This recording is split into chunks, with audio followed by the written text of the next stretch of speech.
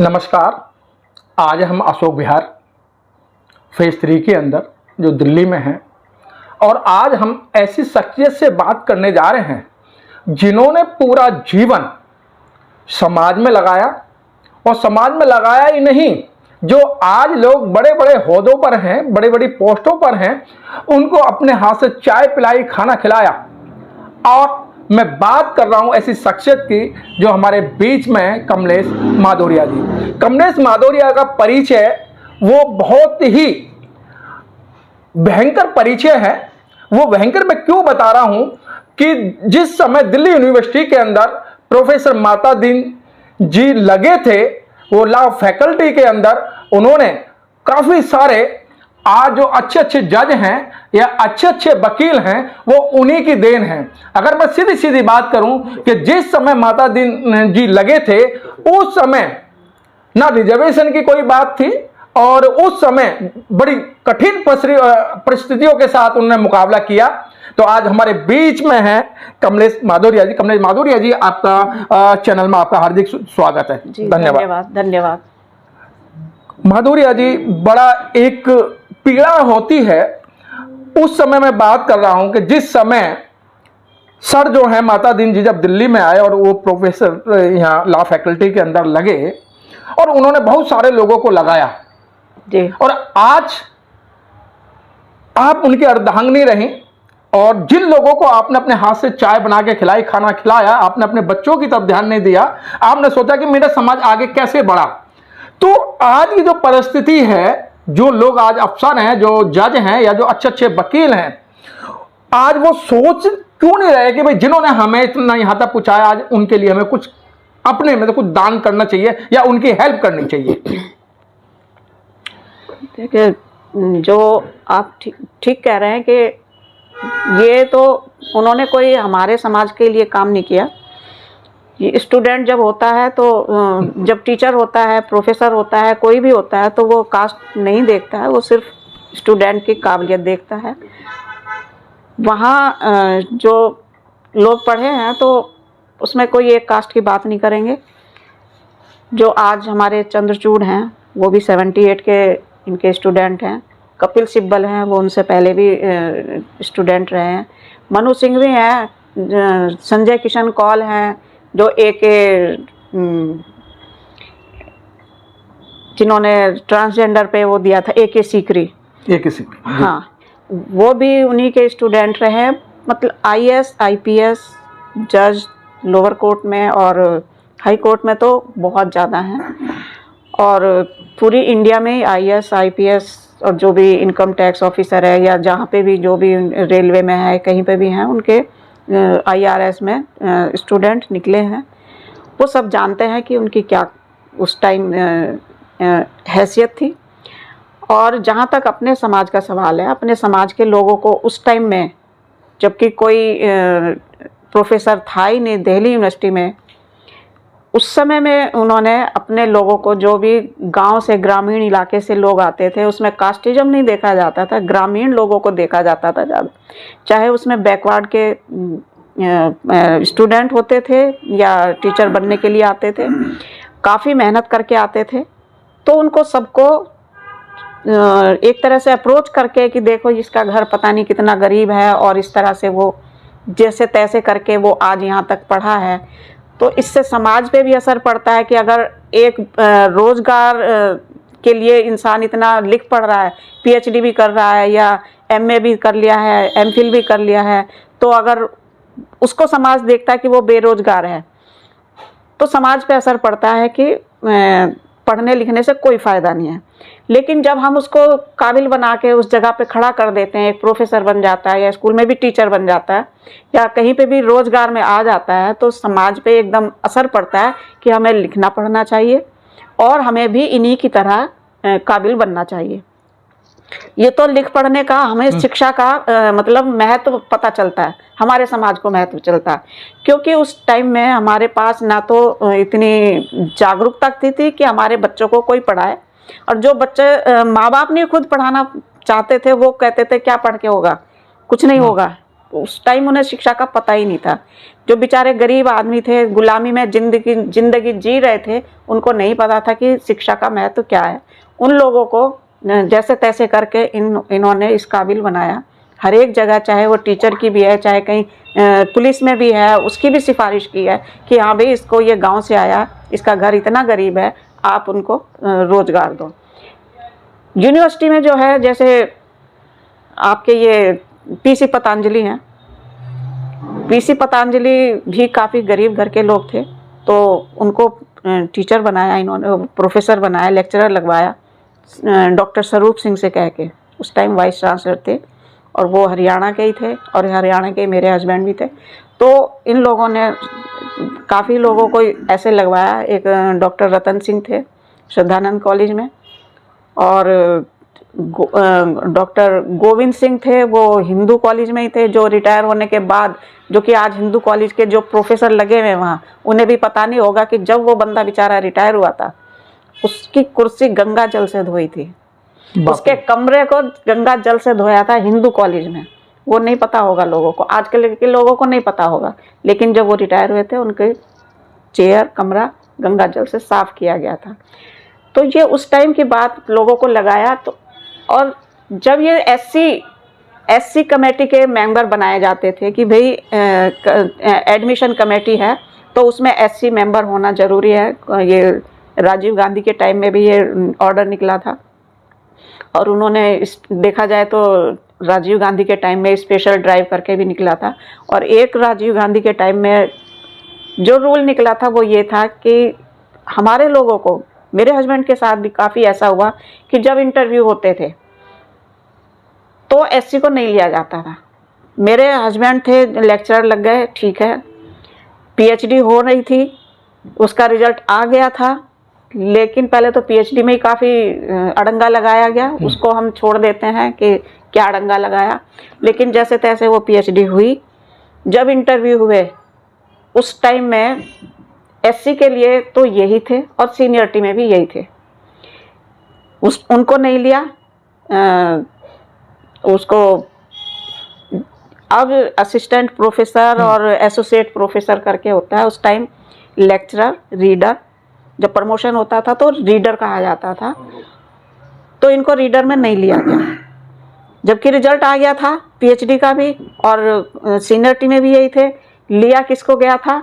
एक लेडी थी, वो बैकवर्ड थी, और शायद जो वैसे वो सिख थी मेरे ख्याल से, SK वर्मा नाम लिखनी थी, उनको लिया गया, जिसकी की पीएचडी एडमिट हुई थी। बस उन्होंने सिर्फ दी थी अपनी तरफ से, भाई उसमें काट छांट भी होती है, उसको दोबारा भी किया जाता है, वो क्लियर नहीं हुई थी उसकी पीएचडी, लेकिन एक पीएचडी वाले आदमी को नहीं लिया था, और जिसकी पीएचडी एडमिट हुई थी बस उसको लिया गया था। जब सबमिट की थी उन्होंने, उनको लिया था।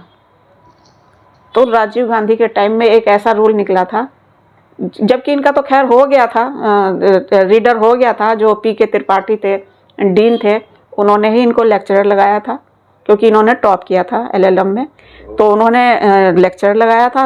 अगली बार से ही उन्होंने लेक्चर लगा दिया था सेशन शुरू होते ही। और वो लॉ कमीशन में चले गए थे। लॉ कमीशन में जाने के बाद इन लोगों ने 10-12 साल तक किसी ने उनको प्रमोट नहीं किया। फिर लॉ कमीशन से जब वो लौट के आए तो फिर डीन बन गए, तब उन्होंने फिर से इनको रीडर बनाया। लेकिन राजीव गांधी के टाइम में एक रूल निकला था कि जो भी लेक्चरर 10 साल रह गया, उसके बाद वो प्रमोट होकर रीडर आ जाएगा, और उसी तरह से रीडर जो बना है वो 10 साल के बाद प्रोफेसरशिप में आ जाएगा जी। तो ये रूल बना था। तो उसके बाद काफ़ी लोगों के चांस बढ़े और उनको प्रमोशन मिलना शुरू हो गया। एससी लोगों को प्रमोशन, जो हमारे नए नए प्रोफेसर लोग आ रहे थे, लेक्चरर, उनके प्रमोशन होते गए। अब ये SC/ST कमेटी बैठती थी, उसमें SC/ST कमेटी बना रखी थी, तो वो अपॉइंटमेंट के लिए था कि भाई जब भी कहीं के अपॉइंटमेंट होंगे तो इनको ज़रूर बुलाया जाता था। एक इनके जूनियर थे डॉक्टर ज्ञानचंद जी, वो 11 आगरा के थे, वो आगरा के थे, उनको भी इन्होंने लगाया। LLM जब पढ़ाया इन्होंने काफ़ी मदद करी उनकी, उनको कह के त्रिपाठी साहब से भी उसको भी अपने साथ लगाया, वो भी लेक्चरर थे, प्रोफेसर बने, वो भी अच्छे आदमी थे। तो अगर ये नहीं होते थे तो ज्ञानचंद जी को बुलाया जाता है। उसमें क्या होता था कि हम लोग क्या, मैं वो चलाऊं क्या इसी, नहीं उनमें क्या होता था कि क्योंकि ये कानून के जानकार होते थे दोनों, अगर कोई प्रिंसिपल किसी को अपॉइंट करने में कैंडिडेट को कोई परेशानी करता था तो ये लॉ के हिसाब से उनको बताते थे कि नहीं, लॉ ये है, आपको इसको करना पड़ेगा है। जो आज हमारे यूनिवर्सिटी में इतने टीचर लेक्चरर ये सब भरे पड़े हैं, उस टाइम के इनके लगाए हुए थे। आज वो सब सोए हुए हैं, उन्हें ये नहीं लेना देना कि कौन क्या हो रहा है, क्या नहीं हो रहा है, किसने मदद की है। वो सिर्फ अपने में खुश हैं और भी कुछ नहीं। तो वो बीजेपी की गोद में बैठे हुए हैं, वो अपने आदमियों को नहीं लगा रहे हैं। अगर उनके पास किसी की सिफारिश जाती है तो वो उसमें कास्टिज्म ढूंढते हैं, ये चमार है, जाटव है, ये तो वाल्मीकि है, ये तो दूसरे हैं, धानक है। तो जो हम लोगों में कास्टिज्म अपने अंदर आ रहा है, वो कहीं ना कहीं हमें लेके डूब रहा है, हमारे समाज को लेके डूब रहा है। और यही कारण है कि हम कास्टिज्म अपने में ही करते करते हम ब्राह्मणों को गाली दे रहे हैं। ब्राह्मण करते हैं ठीक है, लेकिन हम ब्राह्मण से कोई कम है क्या? आपस में ही है, आपस में ही हमने कर रखा है। और ये सिर्फ राजनीति में ही नहीं है, ये हर एक अपॉइंटमेंट जब होते हैं उनमें सब में होती है, जब प्रमोशन होता है सब में होता है ये कास्टिज्म। तो कहीं ना कहीं हम अपने इतिहास को भूल रहे हैं। आज हम जगजीवन राम को गाली देते हैं। जगजीवन राम कांग्रेस का पिट्ठू था, कांग्रेस का दलाल था। आप ये बताओ, अगर जगजीवन राम ना होता और हमारे में से कोई भी जगजीवन राम के अलावा कोई भी मिनिस्टर नहीं होता तो क्या हमारे लोग इतने ही पढ़े लिखे होते? नहीं होते ना। तो आज हम क्यों गाली दे रहे हैं? आज हम अपना इतिहास क्यों भूल रहे हैं? चरण सिंह को गवर्नमेंट ने भारत रत्न दिया। आज हमारे समाज में से कितना, कोई भी एक आदमी मुझे ये बता दे कि हम जगजीवन राम के लिए लड़ रहे हैं कि उसे भी भारत रत्न दिया जाए। लेकिन कमलेश जी, मैं आपको रोकूंगा। आपने मैंने जगजीवन राम का नाम लिया, लेकिन उनके परिवार के जो लोग, अगर मैं सीधा सीधा बात करूंगा, मीरा कुमार का मैं नाम लेना नहीं बोलूंगा। मीरा कुमार ही लोकसभा के अंदर स्पीकर रही, क्या उन्हें अपने पिताजी की याद नहीं आई कि भाई मेरे पिताजी को भी मतलब इस तरीके के सम्मान मिलना चाहिए? जब आप नहीं बोलोगे तो आपकी आवाज उठाएगा कौन? ठीक, जब आप आवाज उठाएंगे तो आपके साथ चलेंगे ना कि जगजीवन राम ने भारत के लिए बहुत कुछ किया। भारत का मिनिस्ट्री का सबसे लंबा इतिहास जगजीवन राम का है जी। चरण सिंह 1937 में आए पॉलिटिक्स में, और वो मिनिस्टर उस टाइम अंग्रेजों के हिसाब से बने, जो अंग्रेजों की वो गवर्नमेंट थी उसके हिसाब से उन्हें मिनिस्टर बनाया गया। जगजीवन राम 1935 में आए, तो सीनियर कौन है? जगजीवन राम। और जब तक जिंदा रहा ये आदमी जगजीवन राम नाम का, तब तक वो मिनिस्टर रहा। 40 साल 42 साल किसी का मिनिस्टर रहना आसान नहीं होता। और उसने कहाँ पर क्या काम नहीं किया, जिस डिपार्टमेंट में उसको मंत्रालय मिला उस जगह उसने भर भर के अपने आदमी को देखा, भरा है। चाहे वो पानी पिलाने वाला हो, 5वीं पास हो, चाहे स्वीपर हो, उसने रेलवे में क्या, लेबर मिनिस्ट्री में क्या, डिफेंस में क्या, भाई जाओ फौज में जाओ, फौज में जाओ। आपने सब कुछ करा, लेकिन क्या हमारे समाज ने कभी उसका नाम लिया कि भाई इसे भी रत्न, भारत रत्न मिलना चाहिए? तो यही मेरे हस्बैंड के साथ हो रहा है, यही आज मेरे पति के साथ हो रहा है कि इस यूनिवर्सिटी में सैकड़ों लेक्चरर लगाए, प्रोफेसर तो लगाए, जो कर्मचारी हैं उनको लगाया। कर्मचारियों की एसोसिएशन इन्होंने बनाई, कर्मचारियों की एसोसिएशन बनाई, और उसमें जहां भी चपरासी है वो लगाओ, क्लर्क है वो लगाओ, आप कहीं पे भी लगाओ, स्वीपर की है नहीं इनको लगाओ। हमारे कोई घुसने नहीं रहता था, हमारे लोगों ने वहाँ पे, हमारे हस्बैंड ने वहाँ पे काम किया। एक पूरे कर्मचारी की एक एसोसिएशन बनाई, चाहे वो किसी भी कॉलेज में लगे हुए हैं, किसी मेडिकल कॉलेज भी जो है जो दिल्ली के अंदर आता है, उस मेडिकल कॉलेज में भी हमारे लोगों के साथ बहुत काम किया उन्होंने। क्या आपको लगता है ये जो मैं ऐसे सब यूज कर रहा हूँ, गद्दार निकले सर? जी, गद्दार सब निकले? देखो बड़ा शब्द है थोड़ा सा। गद्दार मैं किसी को नहीं कहूँगी, क्योंकि मुझे किसी को कहने का गद्दार हक नहीं है। इतना ज़रूर है कि लोग अपना काम निकालते हैं और भूल जाते हैं। लेकिन मैं कमलेश जी वही बात आपसे मैं कहने जा रहा हूँ, अगर उस समय आप साहब के कहने से आप चाय बना के नहीं देते, आप उन्हें खाना बना के नहीं देते, तो क्या वो इस समय जो देश की क्रीम है उन पदों पर होते? क्योंकि आपका जो बलिदान है वो किसी से कम नहीं है। और बलिदान मैं इसलिए कह रहा हूं कि जिस महिला ने अगर अपने हस्बैंड को ये कह दिया कि आपको ये काम करना है तो करना है, लेकिन आज आपके बलिदान को क्यों नकारा जा रहा है? इतने सेल्फिश क्यों लोग दिखाई दे रहे हैं? भाई जिन्होंने आपको इतना बड़ा किया, आपको इस हद तक पहुंचाया, आप उनका नाम लेने से मतलब गुरेज कर रहे हैं। देखिए, अब इतनी बड़ी बिल्डिंग बनाई है, सबके सामने खड़ी है, सबके साथ पता है, लॉ फैकल्टी के सब टीचर्स को पता है, कर्मचारियों तक को पता है। जिसका मुझे नहीं पता कि मैं ठीक है हमने बना दिया, इन्होंने पैसा कलेक्ट किया बनाया। यूनिवर्सिटी का एक पैसा नहीं लगा उसमें, गवर्नमेंट का किसी का पैसा नहीं लगा, ना दिल्ली गवर्नमेंट का ना सेंटर का। जो कुछ करा इन्होंने लोगों से मांग मांग के करा, जो इनके स्टूडेंट थे, चाहे उसमें कपिल सिब्बल है, चाहे अरुण जेटली थे, हैं, चाहे और थे भूपेंद्र हुड्डा है, हैं, ये तो हमारी शादी तक में गए। अच्छा, मैं उन्हीं की कार में आई हूँ, मैं झूठ क्यों बोलूँ। और वो जब भी जाते थे उनसे मिलने कि भाई हुड्डा साहब आपसे मिलने आ रहे हैं, तो वो पहले ही तैयार रहते थे, अरे किसी को रोकना नहीं है, अपने सेक्रेटरी को बोल देते, कोई नहीं उनको रोकेगा, सीधा आने दो। और कहते थे जैसे ही गए कि अरे आप, मैं तो आपका ड्राइवर हूँ। हुड्डा साहब इतना सम्मान करते थे, मैं तो आपका ड्राइवर हूँ, कहिए क्या हुक्म है। क्योंकि इन्हें पता था हुड्डा साहब को भी कि ये अपने काम से तो आए नहीं है, ये समाज के काम से आए हैं, और जो भी उनको कहा जाता था वो करते थे काम। तो हुड्डा साहब इनके शिष्य रहे हैं? हाँ जी, किस चीज में? लॉ किया हुआ है ना उन्होंने, तो उस टाइम लॉ के स्टूडेंट थे वो। जब मेरी शादी हुई है तो वो लॉ के स्टूडेंट थे 74 में। देखिएगा, कमलेश मधोरिया की आंखों में आंसू झलकते हैं, क्यों ना झलकें। आज आप देख रहे हो एक छोटे से मकान के अंदर, छोटे से फ्लैट के अंदर रह रही हैं, ठीक है, ज्यादा हम आशा करते हैं तो उसमें ज्यादा नुकसान होता है। लेकिन जो लोग ये कहते हैं कि हमने समाज के लिए काम किया, समाज के काम के लिए नहीं किया, आपने सिर्फ अपनी पत्नी के लिए, अपने परिवार के लिए, अपने बच्चों के लिए काम किया।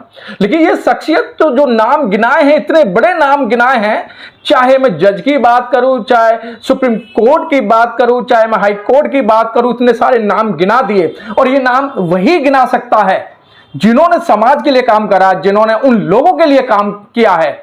और आज ऐसी परिस्थिति कि आज जिन लोगों के लिए काम किया, एक दो शब्द 2 मिनट की बात करने के लिए तैयार नहीं है। और दिल्ली यूनिवर्सिटी के अंदर आज भी लोग हैं, वो सिर्फ अपनी वाहवाह कर रहे हैं कि हमने ये काम किया। क्योंकि आज जो टीचर एंड स्टूडेंट वेलफेयर है उसके बड़े बड़े अधिकारी बने हुए हैं, लेकिन कभी प्रोफेसर माता दीन जी की याद आई, जिनके माध्यम से जो आपने जो एसोसिएशन बना रखे हैं या आपने संगठन बना रखे हैं, कि आपके लिए जो माता दीन जी ने जो किया है काम, उनको याद रखना चाहिए। आज जैसे कि बताया कि जो एक बहुत बड़ा एक उनका हॉल है, आज उस नाम के लिए कमलेश मधोरिया जी दर दर की ठोकरें खा रही हैं। क्यों भाई, क्या कारण रहे? क्यों नहीं उनके आपने हेल्प करी, और क्यों हेल्प करना नहीं चाहते? ऐसे सूखी बावा लूटने से कोई फायदा नहीं है। प्रोफेसर माता दिन का नाम है, माता दिन का नाम रहेगा, और इतिहास गवाह है। और जो लोग इस समय जज बने हैं या अधिकारी बने हैं, उनको याद रहेगा, उनका मन बार बार उनको टीसेगा कि भाई जिन्होंने हमें इतना बड़ा योगदान दिया और इतना हमें यहां तक पहुंचाया, उनका बहुत बड़ा योगदान था। इन्होंने जब हॉल बनाया तो उस टाइम इन्होंने सब लोगों से कलेक्ट किए, जो भी आईएएस थे, प्रोफेसर थे, वकील थे, जो भी इनकी जानकारी में थे, उनसे पैसा लिया। हमें नहीं पता कितनी बार पेरेंट्स आते थे बच्चों के, स्टूडेंट के, वो बिजनेसमैन थे, वो भी आते थे, दे के जाते थे।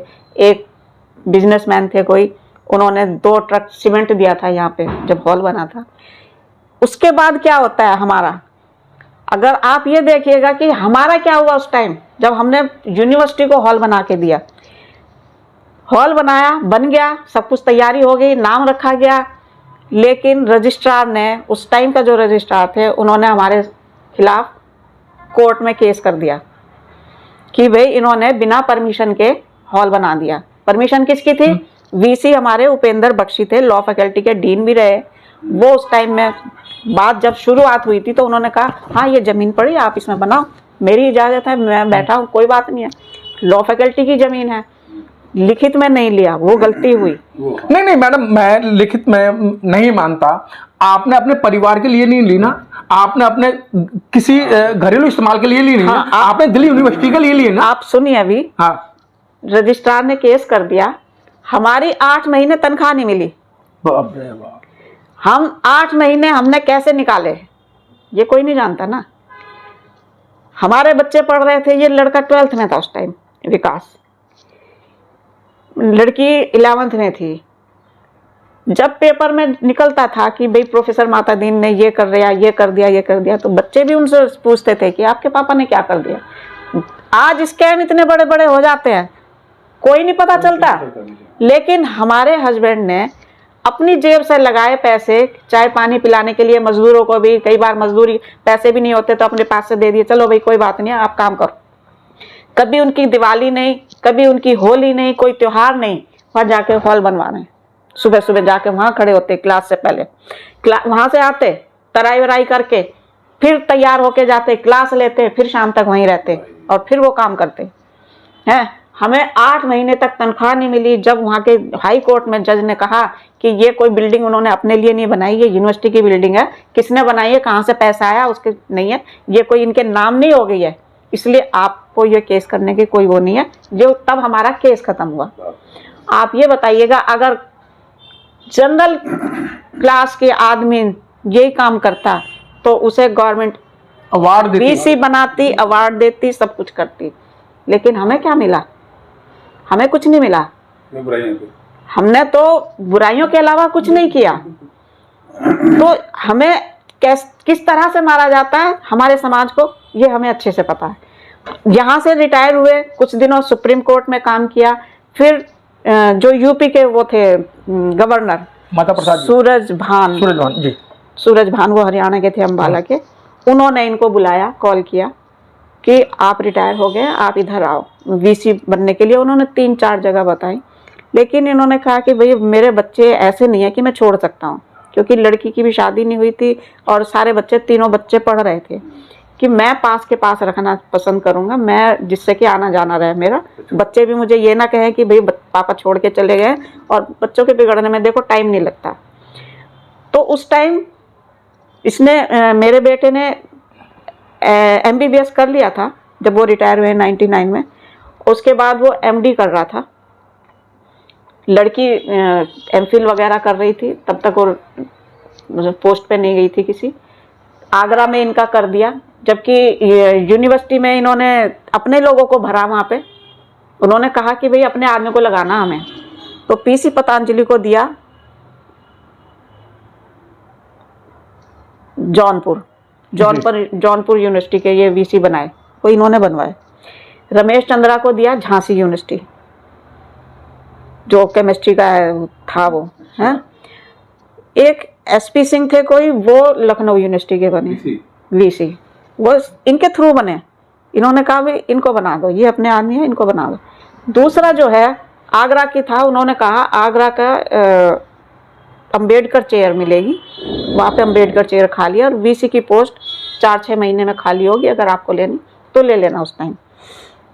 फिर इन्होंने कहा कि नहीं, अम्बेडकर चेयर ही ठीक है, क्यों, आगरा से आने जाने में हमें आसानी थी। और ये उस टाइम 2-3 उसके वो थे, चेयरमैन भी थे कॉलेज पे, जो दीनदयाल उपाध्याय है उसके चेयरमैन थे, और इनकी मीटिंग चलती रहती थी। वहाँ पे भी जाके इन्होंने कुछ लोगों से पैसा इकट्ठा करा, कुछ और लोगों से, वहाँ के जो लोग थे वहाँ से इकट्ठा किया, और जो अपनी तनख्वाह थी उस टाइम 40,000 मिलती थी 2000 में। 40,000 कोई कम नहीं होती उस टाइम में। एक पैसा घर में नहीं लाए, वहाँ पे अम्बेडकर भवन के ऑडिटोरियम बनाने के लिए वहाँ पे अपनी पूरी 6 साल तक तनख्वाह दी है। जो थोड़ा बहुत बचा हुआ, जब ये 2005 में सितंबर में वापस आए, तब रिजाइन करके कि नहीं अब नहीं जा सकते हैं, आने जाने में थोड़ी दिक्कत होने लगी थी ना, शुगर भी हो गई थी। उस टाइम में कुछ काम बच रहा था, वो मायावती ने पूरा किया है। उस टाइम में मायावती की गवर्नमेंट आ गई थी जब 2007 में, उन्होंने वो काम पूरा किया है। और उस टाइम में उस अंबेडकर भवन के नाम से, ऑडिटोरियम के नाम से बदल के मायावती ने उसको यूनिवर्सिटी में काशीराम बना दिया, काशीराम भवन बना दिया। उससे कोई फर्क नहीं पड़ता काशीराम बने या माता दिन अम्बेडकर बने। हाँ, हाँ, कोई फर्क नहीं पड़ता। हमें तो हमारे महापुरुषों के लिए काम करना था, वो किया। तो हमारे हस्बैंड ने इधर उधर के पैसे नहीं लुटाई करी कि भाई वहां से भी लो, वहां से भी लो। हमने पेंशन में गुजारा किया उस टाइम, हमने पेंशन में गुजारा किया। और इन्होंने सारी अपना जो भी इनकम हुई है आगरा यूनिवर्सिटी से, वो सब वहीं की वहीं लगा दी। आपने कमलेश मधोरिया जी ने बहुत अच्छे विस्तार से प्रोफेसर माता दिन व उनके शिष्यों के बारे में बताया। आप शिष्य कैसा होना चाहिए और शिष्य को कुछ अपनी ये जो माता जी हैं कमलेश मधोरिया जी के बारे में सोचना चाहिए कि भाई जिनके हस्बैंड ने दिन रात एक करके हमारा साथ दिया, उनको हमें कुछ पैसे से मदद नहीं कर सकते, लेकिन जो मानसिक तौर पर, शारीरिक तौर पर दो शब्द कहकर या उनका आशीर्वाद लेकर हम समाज को आगे बढ़ा सकते हैं। बड़ा सोचने का सफर है कि जिन महापुरुषों ने काम किया, उन्होंने अपने सेल्फ इसके लिए काम नहीं किया। चाहे बाबा साहब हैं, चाहे कांशीराम साहब हैं, और ये जो प्रोफेसर माता दिन की जो डीन थे उनकी बात करें, क्योंकि अगर ये अपने लिए काम करते तो आज विदेशों के अंदर भी इनकी कोठियां होती, विदेशों के अंदर भी इनका वो होता। लेकिन इन्होंने अपने लिए नहीं करा। अगर इन्होंने करा तो समाज के लिए काम करा। आज समाज के लोग भिन्न भिन्न पदों पर जज हैं, प्रोफेसर, जैसे कि मैंने पहले बता चुका हूं। इन सबको ध्यान में रखने के बाद में सेल्फिश नहीं बनना चाहिए, सेल्फिश नहीं होना चाहिए। समाज है, संसार है, याद तो वही रखेगा जिसके दिल के अंदर टीस होगी। बना दो कोठियां, बंगले, लेकिन जिस दिन औलाद ने आपसे पूछ लिया, वो बंगले, दौलत आपकी किसी काम की नहीं रहेगी। कैमरामैन जयराम के साथ मनोज पिप्पल, दिल्ली से।